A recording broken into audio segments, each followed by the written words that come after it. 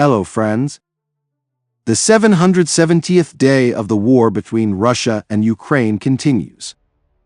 After the capture of Avdiivka and the pushing back of the Ukrainian armed forces to the west of the city, fierce fighting began along the Berdychi, Orlivka, Tonenke line. But last week, judging by data from Ukrainian military telegram channels, the last two settlements fell. Russia officially announced this, but Ukraine did not confirm it. And from there the Russians are trying to develop an offensive further to the west, to Semenivka and Umanske. As I said in previous videos, large mechanized formations with dozens of tanks are thrown into battle, which, despite losses, gradually expand the Russian zone of control in the direction of the indicated villages. The American Institute for the Study of War writes that Russian troops were spotted on the southern outskirts of Semenivka and advanced west of Tonenke towards Umanske. The expansion of the gray zone in this direction was also recorded by the Ukrainian military telegram channel Deep State. Russian telegram channels claim that on the approaches to Umanske, the Ukrainian armed forces have fortified the bank of the Drina River, covering the village from the east. Semenivka is fortified in 3 zones, in the village itself, on the heights, and also along the river. As for Berdychi, fighting there, according to Ukrainian telegram channels, continues. At the same time, the Institute for the Study of War announced today that Russian troops have advanced to the west of the village. Russian telegram channels reported the same thing. To the south, fighting continues in the Pervomaiske area. Deep State today noted the advance of the Russians towards Netelivi. That is, after the first rapid advances to the west from Avdiivka, the Russian offensive slowed down, but did not stop. Considering that the Ukrainian armed forces did not have powerful fortifications there, and they began to build them from scratch, it can be assumed that the Ukrainian troops are now forced to delay the enemy's advance by introducing reserves, which problematizes the already pressing issues of shortage of people and saving ammunition. Meanwhile, the main intelligence department of Ukraine stated that the number of Russian contingents in Ukraine has increased and is approaching 500,000. Currently, the enemy's ground component in our territories numbers about 474,000 military personnel. Until the beginning of 2024, this figure fluctuated between 450 to 460,000 military personnel. There is a build-up, but through the formation of so-called reserve regiments and the introduction of additional units, said intelligence representative Skibitsky. According to him, Russia has now accelerated the training of infantrymen and commissions them in 27 days. Let me remind you that Zelensky previously stated that the size of the Ukrainian army is 880,000. True, it is unknown how many of them serve on the front line. At the same time, Zelensky said today that Russia is preparing to mobilize 300,000 military personnel on June 1. Ukraine is preparing its own mobilization in response. The president did not specify how many people they want to draft, but less than 500,000, which the General Staff originally wanted, because, on the orders of the new Commander-in-Chief Zelensky, during the audit they found unused reserves in the structure of the Ukrainian armed forces. I would like to note that the spring conscription has begun in Russia and will last until July 15. This means that it will be difficult for military registration and enlistment offices to carry out mobilization in parallel. At the same time, Russia announced recruitment figures for a contract for the war in Ukraine.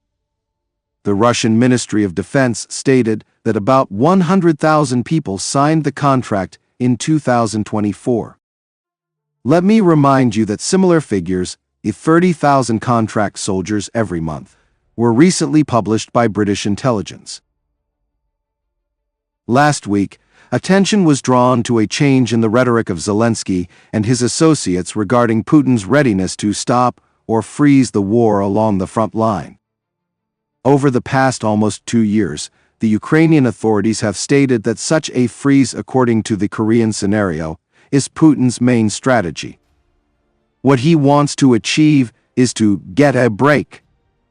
However, Zelensky recently said something completely different, that Putin does not want any freeze, but intends to continue the war until the complete occupation of Ukraine.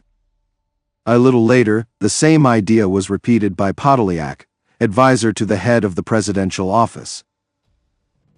It is quite possible that this change in rhetoric does not reflect any fundamental shifts and is only an informational response to increased talk in the West about freezing the war. Whether Putin is actually ready to stop the war on the front line is a truly ambiguous question. The signals coming are very different. We analyze them in detail here. But there is only one way to find out what Putin really thinks about this, to suggest that he stopped the war along the front line. However, neither Ukraine nor the West offers this to Putin. The official position of Kyiv, laid down in the Zelensky peace formula, was and remains the end of the war by reaching the 1991 borders, which Russia naturally rejects, especially now that the Russian army has the initiative and is advancing at the front. If we imagine a hypothetical situation that Kyiv offers Moscow an indefinite truce or peace along the front line, then the Kremlin, if it does not want to freeze the war, will certainly find a way to reject the proposal, setting, for example, conditions that are obviously unacceptable for Ukraine. However, this will not be an easy situation for Russia. Because until now, the basis of Putin's message on the war in Ukraine is the thesis that Russia is for peace and for negotiations even tomorrow, but Ukraine wants to continue to fight and therefore sets obviously unacceptable conditions. With this, he addresses both the peace party in the West and the countries of the global South, which generally support the theme of an immediate indefinite ceasefire along the front line without the withdrawal of Russian troops. This is the basis of the Chinese peace plan.